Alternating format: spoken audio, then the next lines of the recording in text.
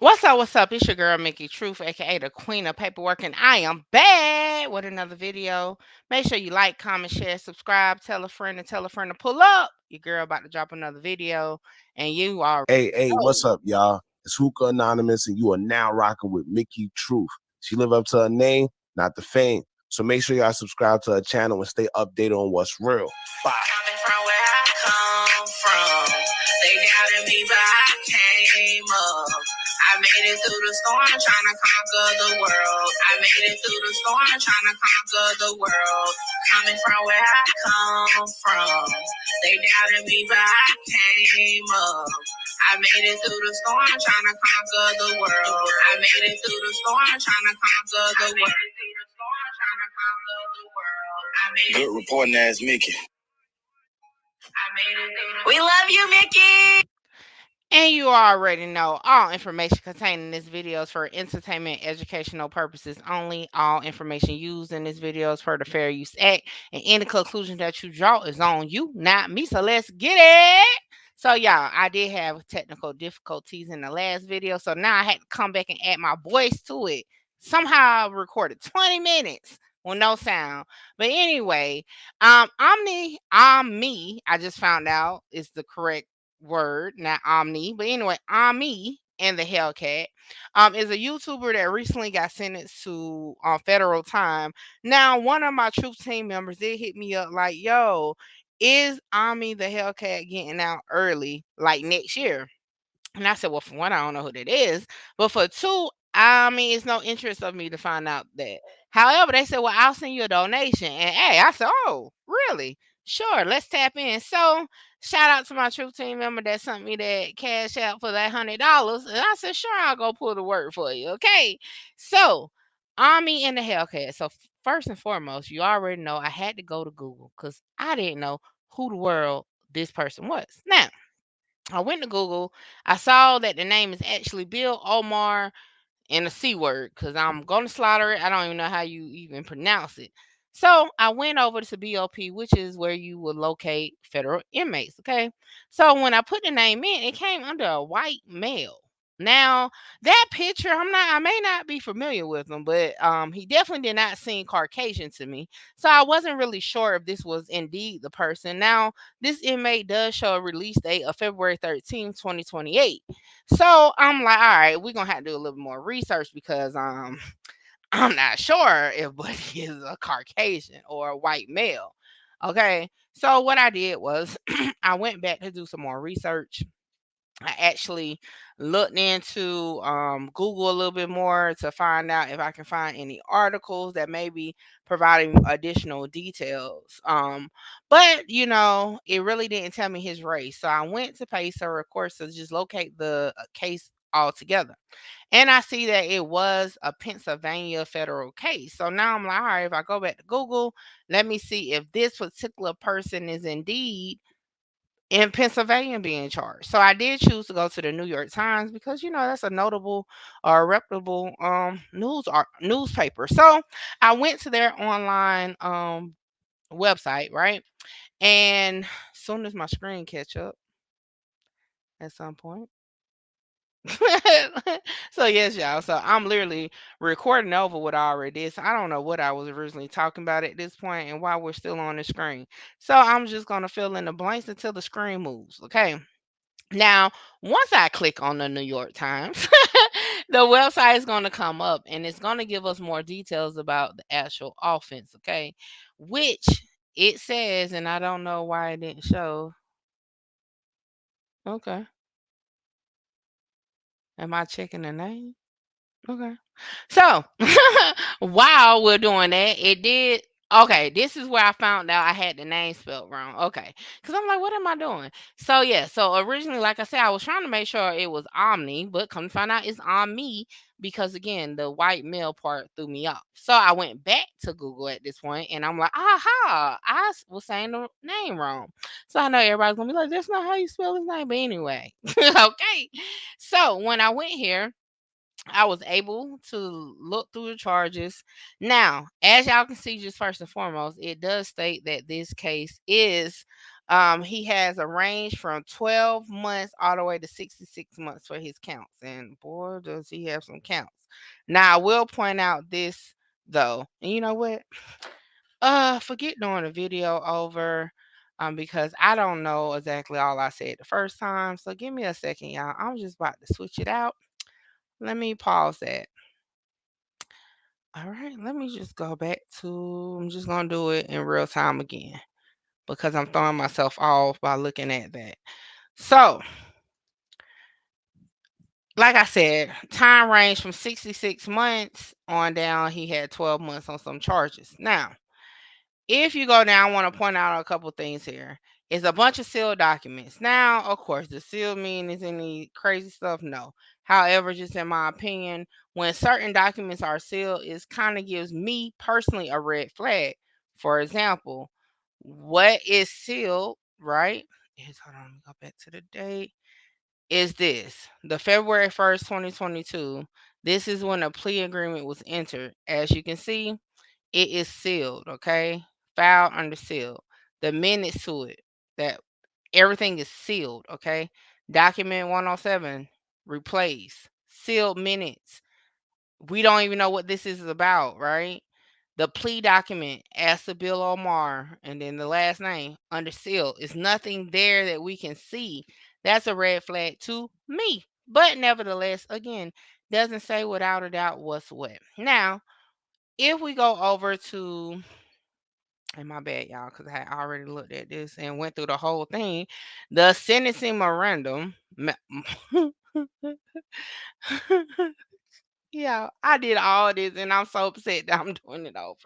But anyway, so the first time I went through a lot of it, but this time I'm not going through all of it. Okay. So basically, what it said was a 62 count indictment. Okay.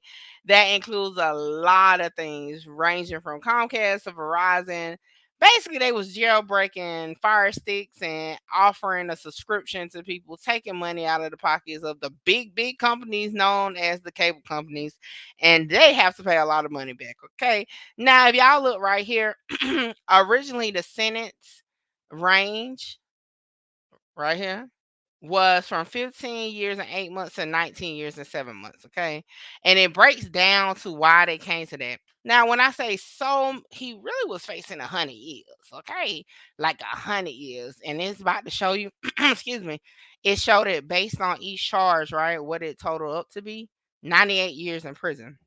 So whatever he got, whatever he got, okay, was better than 100 years for sure. Okay, he had an offense level. Now, this in particular, again, I went through it the first go round, and I'm drained. I'm not gonna do it again because it's a lot of math. Okay, they basically break down from the total amount that if the customer would have went and got the package from like Time Warner or Spectrum or Verizon, how much they would have paid, right?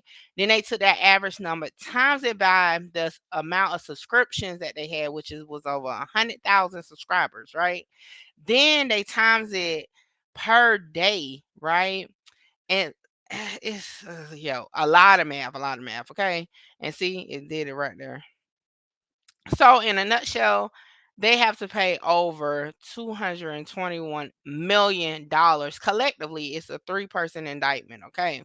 Now, I will tell you this: it does state here, and if we go a little further down, it was some adjustments based on leadership. In this case, per this document, Ami was the organizer or the leader, and it is stated that gained the most financially out of the situation. Okay. Now, if you take a look here, it says based on his action before he decided to plead guilty as recognized in his plea agreement, which we can't see. Okay. Ami also receives a two-level enhancement for obstruction of justice. So it seems like he tried to cover up some stuff in before he decided to go plea. Now, y'all already know, providing acceptance of responsibility is key in Fed cases. So maybe he was trying to pimp the feds. I don't know. Let me see what else we got here.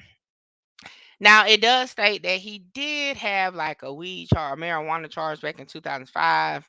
They wasn't really tripping on it like that. However, they said it could be an argument made for a downward departure. Now, again, we don't have his plea agreement. I can't tell you for sure that he got a downward departure. You know why? Because it's sealed. It's not public. Okay. And this is just the sentencing memorandum. Okay. The state, this is how we are going to outline our opinion to what should be done. Okay. Now, it then goes on, if you see here, okay, downward departure because infringement amount overstates Army culpability. Okay. Now, it says here that the guideline range was 292 to 365 months. Like I said, anytime outside of that time, he did well. So it says a sentence of more than 24 years in prison would be highly unusual for a copyright offense and warrants close examination. So they said, hey, we see this could be absurd, right? If we provide you all this time. So they started doing some math and they looked at the point of what the co-defendants got, okay? And here, right in this paragraph right here, the government believes such as with the co-defendants, Michael Barone and Jesse Gonzalez, an appropriate measure of Omni culpability and the seriousness of his offense is in the amount of money that Omni himself made from the conspiracy, which is about $30 million. Okay. So that's how they're actually about to calculate his time and his levels because again, he would have definitely been in there for 100 years. Okay, so they came to the conclusion a total offense level of 34 would result in a advisory guidelines range of the 188 to 235, which they feel is appropriate. Okay, then they get into the restitution, which, like I said, he's ordered to pay millions of dollars, but that wasn't a question that was asked of me. Okay, now as you can see here, it just goes to what they should have, any similar records, like how they're comparing it. Okay. Now, they did say this is the consideration factors, okay? The nature and circumstance for the offense, okay? They said for more than 3 years, the defendants spearheaded an incredible, profitable illegal television service, okay? That fraudulently obtained cable services from multiple cable companies. Okay, jailbreaking, that was something. They did state that he started the gear service and for instigating and encouraging the various fraudulent representations of the conspiracies made. So basically, they say he was the leader of it. Okay. Then it goes down to say that he even reaped more benefits because he posted videos on YouTube that had over 800,000 subscribers. Okay. So they basically just said, hey, he was milking everybody and getting away with it. Okay. Now, it does give some details about him, meaning the father of 5 kids. He was regularly providing support. He didn't finish high school. He was self-employed. He had a drug habit due to depression and stuff like that. He's self-medicated. And this is not my words. This words. Okay, with Percocets and Xanax. Okay, he had a difficult upbringing in childhood. He was in foster care, all types of things like that that they're stating, which is not far fetched for this type of case because he was facing 100 years. Okay, and it also says here that sometimes under care of a stepmother figure who appears to have physically and mentally abused him. So basically, they're saying his childhood was rough. Okay. Now, it then goes to say how serious this is, and they're definitely stating it's serious. However, it's not like he committed murder. Okay, in summary. Now, let's take a look here.